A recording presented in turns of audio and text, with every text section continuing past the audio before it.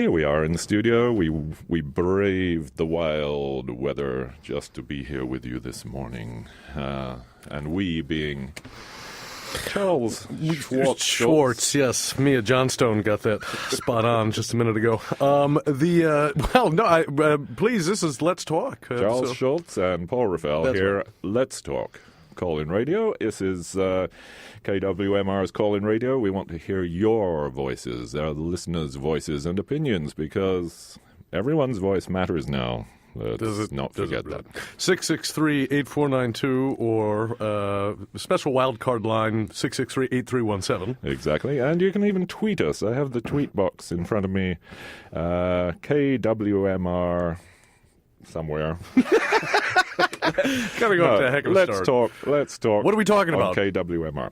And today, it came to my attention that there's a new and renewed push by an organization called California for Calexit, as they're calling it, for the secession of California from the United States, which is, of course, gained a new lease of life with the new administration and the things that are going on all the way on the other side of the country.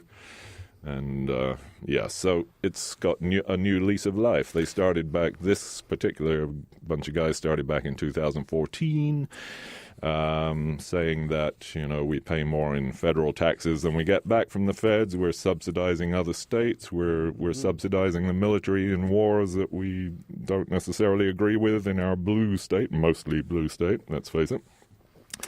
All kind of compelling reasons. So we just wanted to talk about it today and see, is it completely crackpot? Could it ever be workable? Is there any way that could work? Is there any way that it's going to get voted on?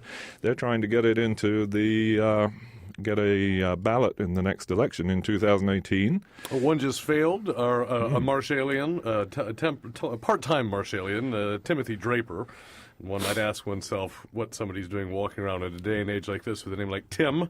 But he tried to get this on the ballot, his version of Calexit, or rather redefining California as 6 separate states. I suppose not leaving the Union, right, but creating new states. And that failed. That didn't get enough signatures to get on the ballot. Yes, Timothy Draper, who has Draper University for Heroes. Draper University of Heroes, an educational program that offers a crash course in entrepreneurship. Well, heroes, strictly defined, are those who sacrifice themselves to the god Hera. So we can only hope that some of these human sacrifices are coming. So, yes, the 6 Californias he was talking about. So he wanted to create more states, saying that California is basically ungovernable because there's not enough of a Republican voice here, I'm guessing. So he wanted to split it into 6 different states, one of which would be Jefferson, would be, far north California, Del Norte, Modoc, and everywhere down to, Marin Sonoma would be called North California. It goes all the way across to the east, from west to east, from the ocean to the mountains. So it includes some like Tuolumne and some other Placer, some Republican things there. Silicon Valley, which would be San Francisco, South Bay, and the Peninsula. Central California, which is basically the valley where all the growing gets done, another Republican stronghold. West California, which is L.A. and just basically L.A., I think. San Luis Obispo, maybe. And South California, which is San Diego and, all the desert states the desert counties out there. Well, this proposal would create, just based on income, the poorest and richest state in the Union. So the state around Fresno would become the poorest state by income in the United States, even though obviously there's fabulous wealth in food and oil out there. And then Silicon Valley would become the richest state in the union. But the number is 663-8492 here on Let's Talk. Please call in. Call in. Would you like to see California secede from the union, or to make that something you wanted to vote on in a ballot anyway and see what happened? See if it makes any changes in policies coming from the East Coast, or But California is such a wildly different place. You know, I mean, it's 700 miles long. It's 40 million people. If it seceded, it would be a huge country already. Right, sixth largest GDP of any country in the world. Yeah, that's what they say. Should we rejoin Mexico? What about that? Exactly. Mexixic, which I believe is actually an Aztec word. Mexixic, I believe. Anyway, yes, Calexit. There's a Calexit Blue Book on Yes California's website, which is yescalifornia.org. If you want more information about this sort of, it may be just a crackpot scheme, but what the hell? I don't know. Yeah, is anything worth a try? Is it even possible to get this done? I think you need two-thirds majority of Congress has to. And then I think it may need to be ratified additionally by the states themselves, 2/3 of the states. I think practically speaking, that's never going to happen. But the question was a devolution, because he had Brexit, right? Everyone remember before Donald Trump there was something else everyone was hysterical about. Your cousin that works for that hedge fund in London, you remember what they were crying about? And that was the idea that the United Kingdom should leave the European Union. And that was thought of as being quite right-wing, which is ironic in many ways, because, when they had their first referendum in 1975, it was the left of the British political spectrum and the right at the same time, who were both united in this idea of leaving the EU. Now it's sort of as right-wing. But with Calexit, I would say for the Draper people, that's very much supposed to be a right-wing thing. They'd like to create a bunch of Republican states out of California. But some people who want to leave, That's with the Six Californias thing that he wants. Calexit, I guess, it would be these left-wing more or more liberal folks that don't want to be associated with maybe Donald Trump and. Well, it's interesting to me because I think it might appeal to desperate people on both sides of the aisle, red and blue. It seems like a thing. We don't want the government calling the shots, that kind of stuff. It does. Well, I mean, like I say, in England, the whole question of joining the European Union, it was the left wing and the right wing of the political spectrum that both wanted to stay out initially of the European Union and then to leave the European Union once they joined. Right. So, a similar thing here. Yeah. We have a caller. Hi, caller. You are on the air. What's your name, please? Sports fans, this is Charlie. How you guys doing? Hey, Charlie. Hey. Where are you? Are you sheltered from the rain, I hope? I just swam over from my truck to my house to get this. Anyway, interesting topic. One of the things that kind of bothers me about the idea of secession, for some reason, I don't like breakups. I don't like separation. And You're a romantic. The thing is that it seemed like people started freaking out when Trump got elected. Some people claim they left the country so they could go live in Costa Rica and all that. And the Calexit thing seems to have a little bit too much of a knee-jerk thing to the fact that this guy somehow, less than a quarter of the electorate, voted for him. And also, as far as the money goes, yes, we have a giant economy here, but I'd like to see some details, like how connected are we to the other states and other countries, and how would not being, having the U.S. federal government involved, because we wouldn't pay federal taxes, but we get a lot of services from the federal government, at least until Trump became president, and time after time, I hear people that run school districts say, oh, yeah, the federal money came in. Now we can have art classes or that kind of thing. Anyway, yeah. Nobody's sure, and I'm not exactly sure. And also, there's just something that sort of brings up, references sort of or reminders of the Confederacy, but yeah, exactly. We wouldn't be doing that, seceding because we wanted to enslave people. No, they do that for us in the Central Valley already. That's for the that will continue, of course. Anyway, I don't know exactly what I'm saying, but I'd like to hear more. Yeah. And I'm also sort of curious about whether or not Oregon and Washington would join us. That really would be a major significance to control all the West Coast ports. Anyway, I'm going to let you go. I'll be listening. I just wanted to... All right. Well, here are a couple of facts. Just Thank you, Charlie. Thank you, Charlie. Bye-bye. To respond to what Charlie said just about the economy, 6 of the top 10 ag counties in the United States are in California. Yeah. California's ag sector is bigger than Texas and Nebraska combined. Right. And most of that's for export. They say 80% of the almond crop goes to China. Whatever amount of certainly the high end beef and crab goes to Japan and to other places in the Far East. It's also a big oil state. It's a big defense industry state. Mm-hmm. And so Silicon Valley being the sort of fourth part of that, oil, ag, the defense industry, and Silicon Valley, that's what California really is. Now, on the coast, we have this sentimental notion of California as, Zen trees and blah, blah, blah, blah, blah. But that's just the descendants of the people who made the money in the defense industry. That's their, the children that couldn't make it through Stanford. They came out here. And the defense industry, of course, we have a lot of ports, a lot of bases here in California and in Washington if they were to join us. Ground zero up there in Puget Sound. What is it? The nuclear weapons testing ground up there. Oh yeah, what is it? Hanford, I think it's called. And the big military base up, big naval base up there. Not to mention like San Diego. And well, the Bay Area used to be like that until the 90s. Right. We have caller. Caller, you are on the air. What's your name, please?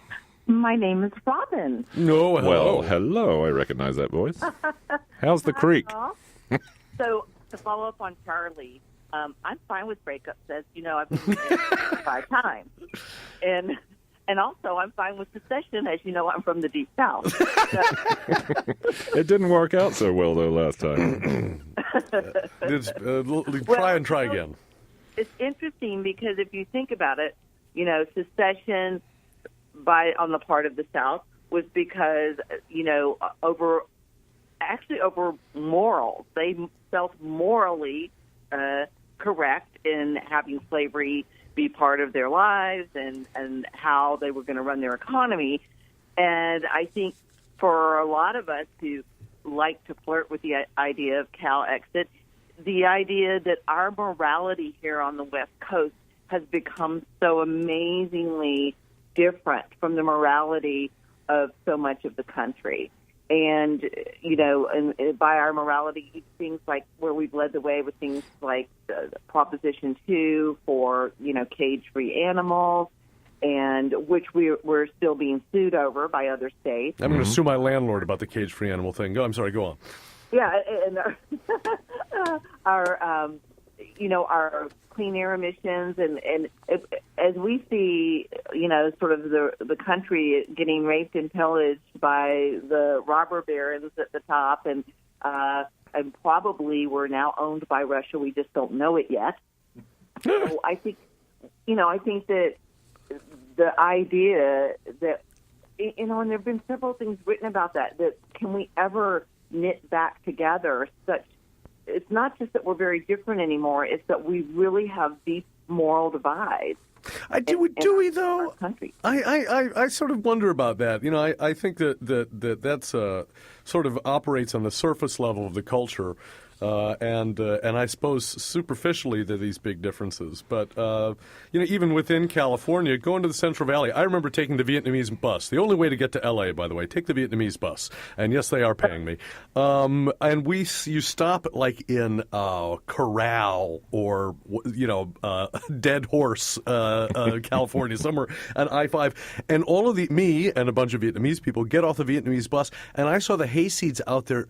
They sort of stopped and looked look at all these Vietnamese, and they started smiling because it was just so confusing to them. They didn't see this anybody else, right? And maybe Hispanic people, but certainly not Vietnamese people. And I even heard them make comments and things. I was sort of stunned by it. So that exists within California. It may not exist in coastal California quite, but that is true, because I remember when I first moved to California, I assumed everyone in California was liberal, and I had that assumption for quite some time. And I had gone on a fly fishing trip with some friends of mine, and their other family relatives who were almond farmers in the Central Valley were along on the trip.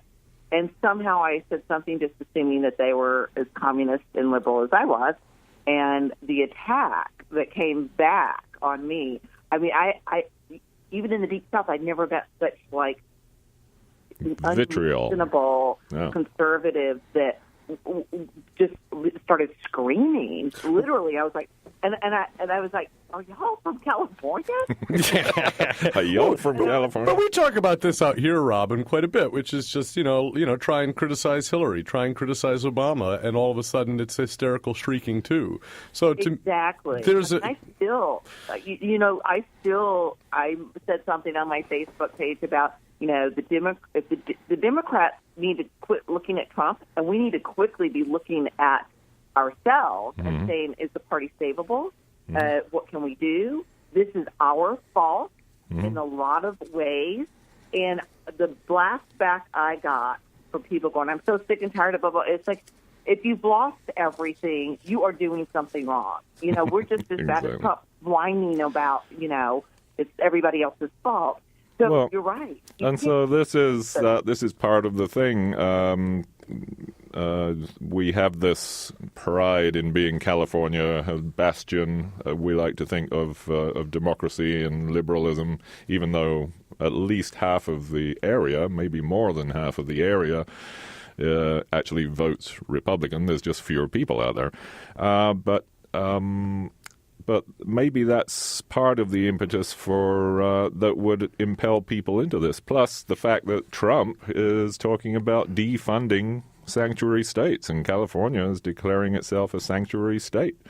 So once the federal funds stop coming in, maybe that'll be a rallying cry for this Calexit. My understanding is that we send to the federal government something like 20% more money than we receive in federal funding.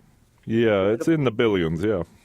Well, so if we stop sending that money, we could fund ourselves. We don't need their money. Yeah, it says in this leaflet here, it says, since 1987, California has been subsidizing the other states, slightly inflammatory, at a loss of tens and sometimes hundreds of billions of dollars in a single fiscal year. As a result, we're often forced to raise taxes and charge fees in California and borrow money from the future to make up the difference. That's partly why we have some of the highest taxes in the country and so much debt. Independence would mean that all our taxes will be kept in California based on the priorities we set, and we'll be able to do so while repaying our debts and phasing out the current state income tax. Now, if that isn't a rallying cry. Yeah. Well, I just, one, you get a huge amount from the federal government that people don't recognize. The water system that keeps California ag going, part of it is state funded, but a lot of that system was federally constructed and built. And that is, a huge part of California's economy. It would be hard to measure something like that. I would just say this broad concept of devolution, of reducing down from a very centralized government to decentralized forms of government, I think is a very good thing. And it's something I really advocate. The question is, does this mean an expansion of the role of democracy? Does this mean an expansion of the role of cooperation and creating self-sufficient communities and regions, et cetera? If that's the case, yes, I think I'd love to have more power at the local level to make those things happen. A lot of what we get, people who don't want to pay income tax, people who, have, weird American libertarian agendas, your rich uncle that wants to sleep with prostitutes without feeling too guilty, those people. Make prostitutes take the stigma away. Yeah, sure. Those kind of libertarians, and that's really their agenda. So what that means is when political power is less, their power as wealthy people increases.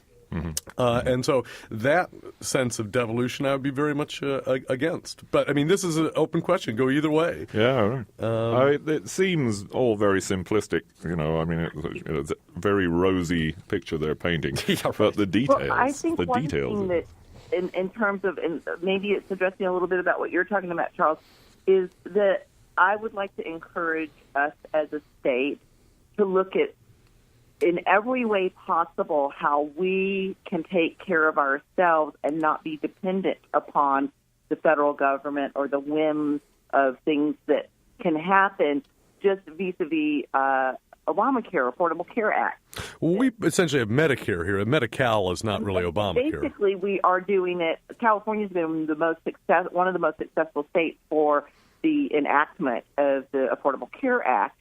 And so, you know, so I think that's one of the things I think about when I have, you know, conservative relatives in the South who are going to be really screwed over if the Affordable Care Act goes away, and we're going to be fine, you know. So, you know, in any way that we can do the things that we do to insist that things like, you know, less cruelty to animals and how we raise our food or clean air emissions, you know, the downside is so much of our land here is owned by the Fed. Right, and they're not going to. It would be like Crimea. They're not going to give up their port, their bases, military bases, their dams, and the their military reservoirs. bases. We're not without a fight. And would Californians be willing to fight for this? Well, Right? it's asking the wrong question. The problem is there's no collective identity amongst 300 million people. There is no such thing as America, essentially. And there would be no such thing as California, a Californian identity or a way of organizing people or creating some sort of solidarity around issues as California. That's nuts. That's true. And It would be hard. Yeah, it's a kind of imperial mindset which reifies or projects and then reifies these kinds of concepts like America or California, which just aren't there. I mean, what does the life of somebody in West Marin have to do with somebody in Kern County? I mean, No, one thing, Charles, and maybe you can address this, is I was wondering about, especially with, you know, Trump loving to call different world leaders and tell them they're fired. I'm wondering if, as a state, can we enact our own trade agreements with other countries? Do we have the right? No. The international trade agreements and interstate trade is all controlled by the federal government. Right. That's the Commerce Clause in the Constitution. Yeah, so we would have to, we would be trading partners with other countries, including the United States. You can do interesting things. Alvin Duskin lives up in Tamaulipas. He came up with the idea to prevent new nuclear power plants in California by changing local zoning ordinances that said that all of the waste had to be disposed of or stored on site or whatever it was. No nuclear power plant could comply with it, and the feds couldn't effectively stop that kind of new law either. So you can get very creative, and I would encourage people to unleash their creativity about these kinds of questions. But we do have another caller on the other I'm line. going to get off the line and let you take your next call. Okay, thank you, Robin. Thank you, Robin. Cheers. 8492 is open, but we have a new caller. We do. On the You're wild card line. You're on the air, caller. What's your name, please? Help me. So what appears to be the problem, sir? You know, 126,000 jobs would be affected by a reduction of the defense budget, just reducing the defense budget. So over 150,000 people in this state are actually tied into weapons manufacturing. Sure. It's one of the biggest industries in California. So that means Liberal California. We can negotiate arms treaties with Saudi Arabia ourselves. Indeed. to me, it seems that this isn't the state we think it is. No, it certainly isn't. It's not about range-free food. Right. It's all about feedlots, most of it. That's right. Yeah, go to Hanford, California, if you want to know about California agriculture, or the South San Joaquin Valley. You can say, be careful what you wish for. Yeah, I mean, to that, we're talking about this totally.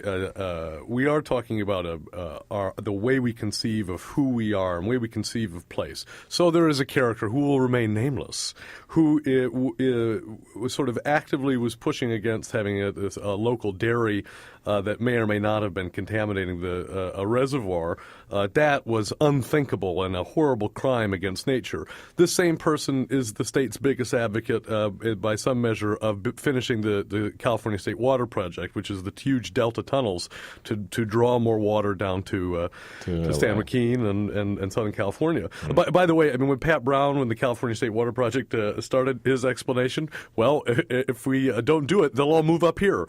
And indeed, there's only one city of 100,000 in between. No, there are no cities of 100,000 people in between Santa Rosa and Portland. So we kept Northern California relatively empty. Mm-hmm. But that would be that person would say to themselves, I'm a Californian, I love the environment, but they would do things that are utterly contradictory. They would be supporting the worst kind of agriculture in the United States at the same time as they would be attacking something that was small and local. But they wouldn't see this as contradictory. This is the mentality. Well, are you falling into the category of states' rights, along with all the rest of the conservatives? This is an interesting bit of history, which is that the federal government and indeed the state government assumes that the smaller units of government are subsidiary to them, right? So the federal government is above all, and it empowers the states. And the state takes the attitude that it controls the municipalities. That's not where these structures came from. They actually came from the bottom up. The modern state was built out of the municipality in many ways. Certainly the modern democratic state that was of England and then the United States. But we get it in reverse. So the federal government controls the states very famously with highway funds. They withhold the funding if states don't comply with the directives that come down from the top. The state plays the same games with the counties and municipalities. If they don't want to play ball with state policy, then they squeeze them on money and things like that. So states' rights, no, I wouldn't be a states' rights person, but I would say that you're never going to get a reduction in the level of the kind of nasty wars and environmental destruction that are happening unless you can make local communities self-sufficient. And so that's the real question. And it's also a question of where you have a political voice, which you frankly don't have at the state or federal level. So what does the United States look like without California in terms of war making, a liberal voice in Congress? If anything, we're getting screwed because we only have 2 senators, considering how big we are. Exactly. Well, and they're so liberal, you know. So California's electoral votes haven't affected a presidential election since 1876. But I mean, anyway, liberal. Dianne Feinstein's a super hawk. Barbara Boxer fought tooth and nail to keep the bases in the Bay Area, but lost them. Anyway, we've got an announcement too. Instead of speculation, let's talk about. This is KWMR, Point Reyes Station, 90.5 Point Reyes Station, 89.9 Bolinas, 92.3 San Geronimo Valley, and on KWMR.org. Beaches are closed today. Muir Woods, Muir Beach, Stinson Beach, Tennessee Valley Beach are closed today due to wind and flood advisories. National Weather Service has issued a wind advisory in effect from 2 a.m. to 4 p.m. Thursday. That would be today. Southerly winds of 15 to 30 with local gusts to 45 miles an hour are expected in lower elevations, gusts to over 50 miles an hour for the hills. Gusty winds will make driving difficult, especially for people driving Vanagons. Since the soils are saturated, there's a heightened potential for downed trees and power outages. And a flash flood watch is in effect from late last night through Thursday evening. Another potential weather system will bring widespread rainfall, well, I think it's here already, and potential flooding to the region today. Yes, it is. A period of moderate to locally heavy rain is expected across the North Bay as a strong cold front pushes in. Primary impacts: localized ponding of water on low-lying roadways with poor drainage, rapid rises in streams and creeks, with some likely exceeding bank full. Some river flooding and potential rock and mudslides. Never drive into unknown depths of water. Turn around, don't drown. And National Weather Service has issued a coastal flood warning, which is in effect from 7 a.m. to noon today. High astronomical tides will coincide with an approaching storm system to produce coastal flooding along low-lying coastal and bayfront areas. Yes, Tamales Bay is very full today. And meanwhile, let's thank some sponsors because they're making this all possible. KWMR is supported by Osmosis Day Spa Sanctuary, offering massages, organic facials, and the Japanese cedar enzyme bath. Osmosis is located near the Sonoma coast, just up Highway 1, and features 5 acres of gardens as well as local and organic meals. The spa menu, online booking, and info about the surrounding area can be found at osmosis.com. And thank you to the Station House Cafe, also serving breakfast, lunch, and dinner in downtown Point Reyes Station since 1974. The Station House Cafe is a proud supporter of KWMR and all things local, offering live music, garden, dining, cocktails, and more. Information and reservations available at 415-663-1515 or online at stationhousecafe.com. And finally, programming on KWMR is brought to you by the Bolinas Community Center in the heart of Bolinas, providing a place to celebrate life and community through music, events, community nights, and classes. Information about joining, volunteering, donating, and events is available at 415-868-2128 or online at bocenter.org. That's bocenter.org. This is Let's Talk Radio. Let's Call-in radio. Call us at 415-663-8492 or 8317, which is Stevie's on 8317 right now. Or tweet us. What's that? I take my own exit, but I just want to say that, Charles, I'm a bit disappointed to hear you use the word blah, blah, blah. Blah, blah, blah. Yeah, I just wouldn't expect that from you. Well, this is what I'd say. The right-wing people, they know what they want. When they take power at the state level, at the municipal level, and at the federal level, they know what forests are going to cut down. They know what pipelines they're going to build. They know the world that they're going to construct using their money. When left-wing people get elected or liberal people, they have no agenda. And I'd say the thing that's causing this Calexit reaction is a part of this kind of no-agenda negative left. It does not know what it wants. It knows what it doesn't want. It doesn't want the terrifying orange monster to be in charge. And it makes these vague statements about, I want to be nice, and couldn't everybody be nice? And gentlemen. But it doesn't know what it's going to build. Or, it doesn't, and so that's the problem. So Steve, did we lose him? Did he wash? He washed away. He went away. He hung up on you. Yeah, said this is the worst call I've made yet. Stephen, I know where you live. So here's, let's run through the case for independence in 9 simple points. I'll just precede these. Peace and security. It's all about not paying into the U.S. military, not being part of the wars that are ongoing, and therefore less subject to retaliation by enemies, terrorists, and others. Why would they come and bomb us if we're not taking part in bombing them? California's electoral votes, as I said, haven't affected a presidential election since 1876, and most of the results are often known before our votes are even counted. So why do we keep subjecting ourselves to presidents we play no role in electing, plus 382 representatives and 98 senators we can't vote for? Trade and regulation. The U.S. government maintains a burdensome trade system that hurts California's economy by making trade more difficult and more expensive for California's businesses. The Trans-Pacific Partnership is probably no more. It mentions that here. So that's good. Trump got rid of that. So there you go. The good thing. The one good thing. Debt and taxes. Since 1987, California's been subsidizing the other states at a loss of tens and sometimes hundreds of billions of dollars in a single fiscal year. Immigration. California is the most diverse state in the United States, and that is something we're proud of. Independence means California will be able to decide what immigration policies make sense for our diverse and unique population, culture, and economy. Natural resources like coal, oil, natural gas are being extracted from California at below market value rates by private corporations with the permission of the U.S. government. While a small portion of the revenue is shared with us, our share has been withheld during times of sequestration. We'll gain control of the 46% of California that is currently owned by the U.S. government and its agencies. Good luck with that, I think. The environment, global leader on environmental issues, but as long as the other states continue to debate whether or not climate change is real, they're holding up real efforts that we want to make here.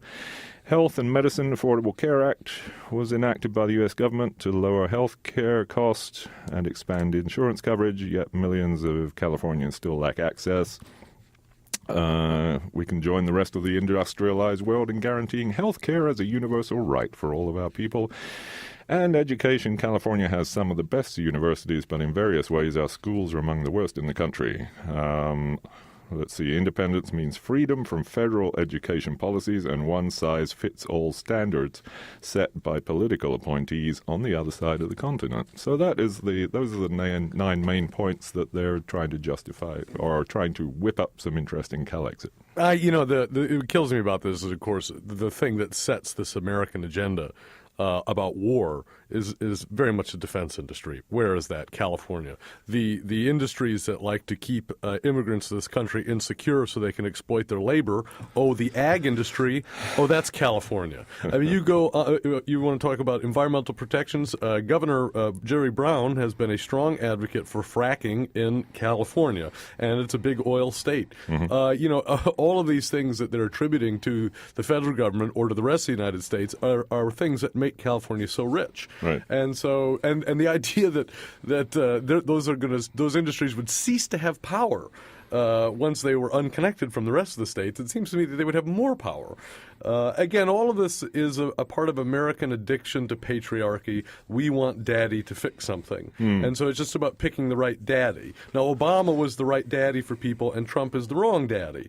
And so everyone's very upset. So we want a daddy who lives at home right here in California. That's right. Just looks right, sounds right, is kind of groovy, is nice, is your cool uncle or aunt that, whatever. But it's a fiction. Nobody wants to be that engaged in political questions, and certainly once you get to my generation, their whole life is mediated by cash.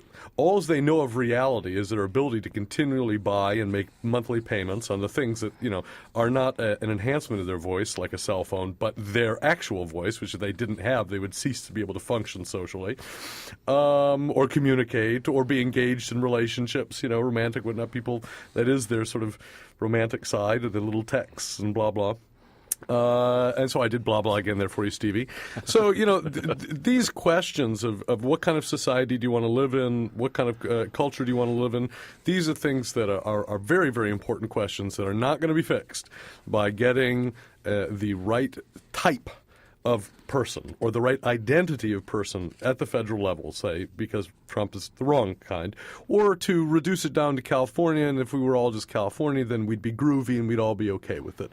I don't know if you've ever been to Rancho Palos Verdes, but maybe Dana Rohrabacher will become the new president of California. That would be great. Anyway, 663-8492 is the number. We need to hear your voice. Yeah, what do you think about California seceding from the United States, if it were possible? I'm guessing this is going to get some more traction, though, as things progress, as the funding dries up, if he carries through his threats to stop funding cities and states that are sanctuary cities and states. I would like if the reaction to that would be the cities and states increasing their competence and going further in terms of setting their own agendas. I think that would be fine. Whether the answer is first secede, which would take years, and then we'll do something. Right. The kind of solutions we need today are ones that are creative in the sense that they're also dealing with this question of time. How long is this going to take, if it could even happen? Oh, look at this. It says voting yes on this referendum that they're hoping to have will reform our system as government, guarantee a more responsible and responsive government. Now that's a good plus for local, actual decision making that actually has some power rather than being under the sway of the federal government because we're... I guess you'd have to say marginally that's true, but still to be a country of 40 million people. Yeah, right. Well, I'll read some more statistics. Hi, caller, you're on the air. What's your name, please? Hi, this is Johnny Moore calling. Hey, Johnny, how is it up there? Hey, Paul, really, really rainy, but it's just not stopping. It reminds me of Vietnam during the monsoons where you get 20 days just like this. Uh-oh. But I'll tell you, I like the topic, and I live up here. In what might be Jefferson State. There you have it. That's really the purpose of my call. Yeah. Because it's in gas stations. There's T-shirts you can buy up here, all sorts of the paraphernalia that goes along with politicizing and the land as it is. And it's true that it's vast. The further north you go, heading toward Oregon, it's really vast up here, and there's not the development is just not really happening. And the folks that are state of Jefferson, that is, they want to make Northern California, or I don't know what the line is, but the top of California, its own state, that we become the 50, whatever number. 51st. Yeah. Yeah, right. And there's a very, it's almost arrogant. Yeah. It's like you join us or you're not with us. And it's it's like this you or me condition just right flat in your face. So, I don't dare say anything. I don't dare, point at the bumper stickers. I notice that I have friends that are this is the way that they think, and they're really in for that. Now, I'm thinking that I realize that seceding from the California seceding has it's the most powerful expression that we've come up with in most recent years. But I just don't know that would create isolation, making it would more isolate us than it would have us be the leader, so to speak, that we have been in the last previous years. Well, that's interesting. Yeah, we do have an effect, I suppose, on the bigger country, the bigger state. Yeah, I don't know. When I was up there, end of last year, up around Redding and then over into Modoc County, there was lots of Jefferson County, Jefferson State stuff going along. I saw all that. A lot of support for it because it's, they're fed up with the big city folks making all the decisions for them, just as this group here, yes, California is tired of the feds making all the decisions for California, and California not having as much of a full say as it might deserve, whatever that means. Isn't it the state senatorship too as well? Like you said, there's only two. Yeah. There's only two from each state. So. Well, on the federal level, yeah. But you got me. I think this is nationalism, right? And so, and emotionally, that's how it functions. The problem with the left is it just seems to be offering progressive nationalism. We need to have the right kind of nationalism, not the wrong kind of nationalism. So, if devolution means increased democratic control and increased democratic participation, and that translates into, again, I say, more self-sufficient local and regional economies using things like renewable energy and all sorts of other things. That's great. I'm for that kind of devolution. But if this is just nationalistic. I'll give you the episode in the Civil War. The Republicans were in Petaluma. The Democrats were in Santa Rosa Press Democrat. Hello. And so the Petalumans marched on Santa Rosa, got as far as the Washoe House, had a party, and woke up, and in their hungover state decided they were not going to continue the march to Santa Rosa and went home. Take a nap. See, thank goodness for hostelries. And so we should all go to the Washoe House. This is my recommendation. Exactly. It is what we could get Israel and Palestine together at the Washoe House. I mean, come on. But yeah, so it's weird, and yeah, it's obviously very, very scary when you see that deadness in people's eyes when they've latched on emotionally to something like nationalism. Yeah. So I feel your concern about the Jefferson loony birds. Yeah, I'm a kind of a guy. Listen, man, I will love you. Gracious. I don't care what you lay out in front of me. And it's nonviolent. Probably I'm a nonviolent warrior, so to speak.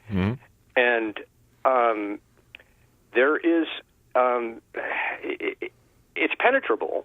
I got to say this: I'm able to at times to get through, but when the actual why am I standing for that these folks, the participants in the state of Jefferson, not a movement, whatever it would be called, shift for those who seek to some exit. Yeah.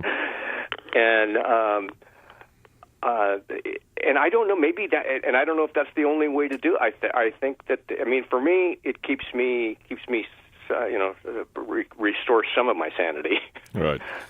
Well, I think you just can only get to know a few people in your life, and that's the reason why the idea of focusing our efforts on a specific community, it's kind of fictional. It's kind of, we have this fake identity with other Americans or fake identity with other people in different parts of California. I was thinking about the other day, just going up to Tamales and helping somebody in Tamales for the afternoon, how little I know of Tamales. And I realized, except for the 2 weeks I spent in Camchi in January, that was the longest period of time I'd been out of Marshall in 7 years. And I've sort of gotten to know Marshall a bit over 7 years, but we have this thing where, and it's part of California ideology with sort of network theory and the internet and all that stuff, Facebook and blah, blah, that you could, yeah, that you could be connected with people that you're not actually connected with. And so I think you can talk to your conservative friends and you can talk to people with crazy ideas, but they would have to actually be your friend or your neighbor. And it might take a long time to be able to get into those kinds of conversations. This is it. So, whatever, but these movements, they want to, change public opinion. What is public opinion?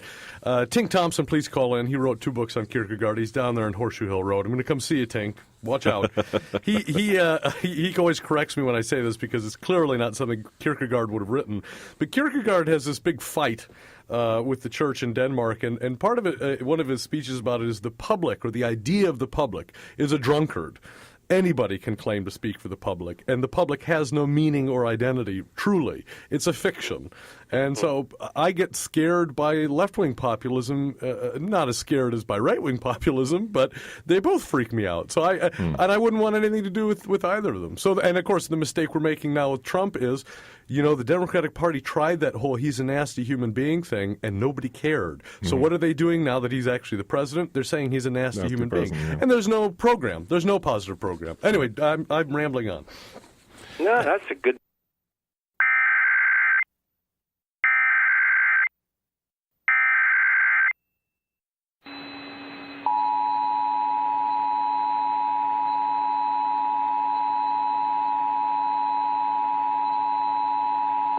The National Weather Service has issued a flash flood warning for southeastern Sonoma County and northeastern Marin County until 5:30 this evening. At 11:30, stream gauge reports show accelerated runoff entering the Petaluma Basin following this morning's continued rainfall. Water levels on Willow Brook at Pengrove Park are rising rapidly and are approaching flood stage. Flash flooding is expected to begin shortly. Some locations that will experience flooding include Petaluma and Pengrove. Officials are warning people not to drive through flooded roads as most flood deaths happen in cars. A flash flood warning means that flooding is imminent or happening now. If you are in the warned area, move to higher ground immediately. Residents living along streams and creeks should take immediate precautions to protect themselves and their property. This concludes the activation of the emergency alert system.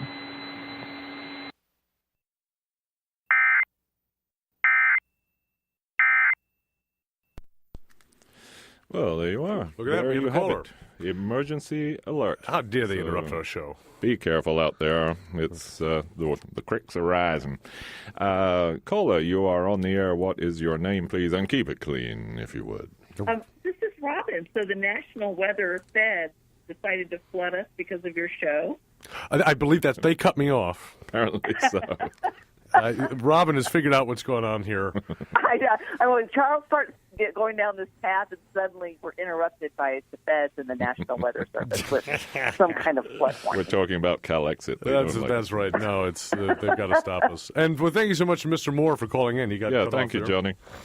Well, I don't know. The thing is, knowing what you want rather than what you don't want, very hard to do. You actually have to sit and think about it. That is an excellent point, Charles, because the liberal agenda, if you sort of, my TV's behind you guys, if you, as a liberal, there are these sort of prescribed narrow areas that you're supposed to stay within, that are politically correct, but yet there's not a real clarity. I mean, we talk about our liberal agenda, but, is that a neoliberal Clintonian agenda? Well, it's just become absurd. So we don't have an anti-war movement now, but we did have a movement so that lesbians could fight at the front lines in the American military. That's progressive.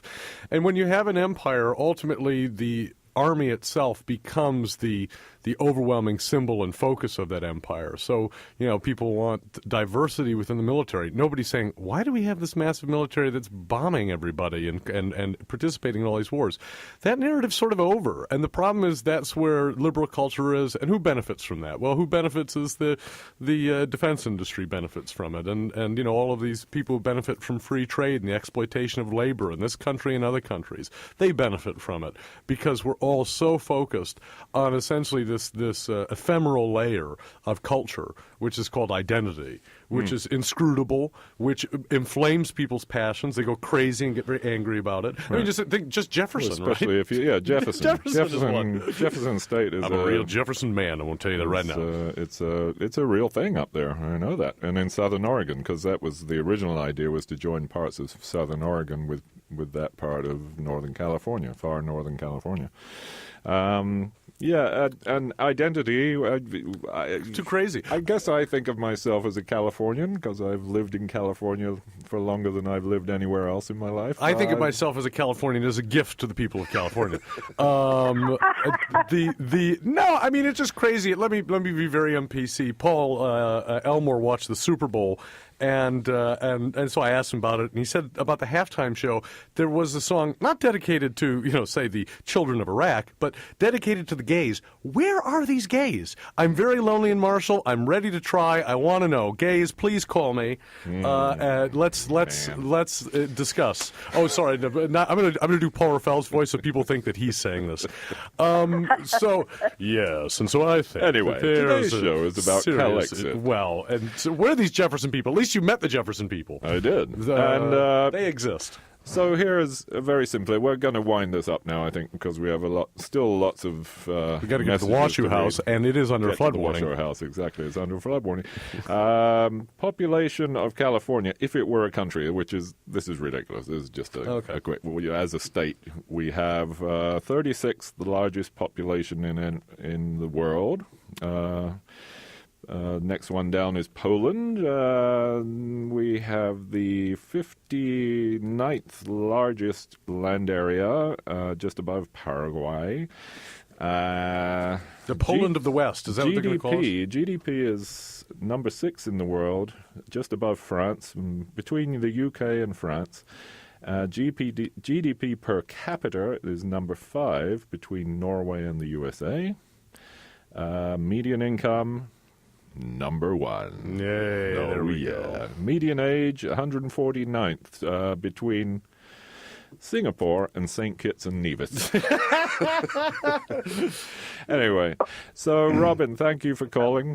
Great show, you guys. Be safe down there on your roaring creek. Thank you so much, Robin. Thank you, Robin. Hey, bye-bye. Bye. Well, that was it. That was Let's Talk. Let's for Talk. Thursday. And the comments aired on this show are those of the of Paul co-hosts and the callers, and not those of KWMR, its underwriters or staff. Please don't complain to them. Complain to me if you can find me. Paul Raffel is my name. And objectionable views. So we'll just sign off for now. Thank you for listening. Thank you for calling. Lovely to hear from Johnny all the way up there in Jefferson State. And, we're turning him into the authorities. And I'll be back after a little music just to read some important broadcast announcements. Bye, everybody. Thank you very much.